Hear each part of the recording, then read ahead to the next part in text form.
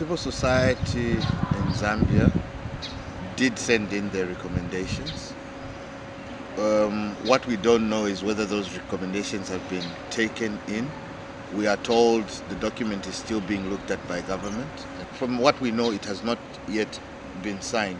But what is good is that there was civil society involvement. They asked for our recommendations, which we passed through. So what we're waiting for is to see if those recommendations are going to be taken in.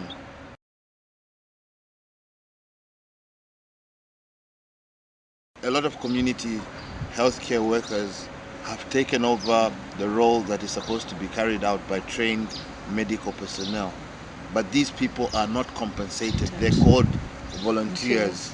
What we'd like to see is more training of community healthcare workers. We don't have medical personnel because most of them have left for greener pastures.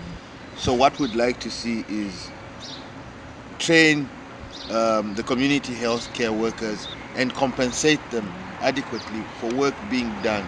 You cannot say we can't pay the volunteers because most of the work in the health centers is being done by volunteers. If you go into your rural areas, clinics are being run by community people because there's nobody there's no trained healthcare worker who wants to go and work in a rural setting.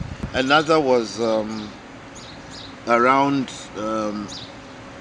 finding resources to be able to pay the healthcare workers adequately so that we're able to encourage those that have left to come back.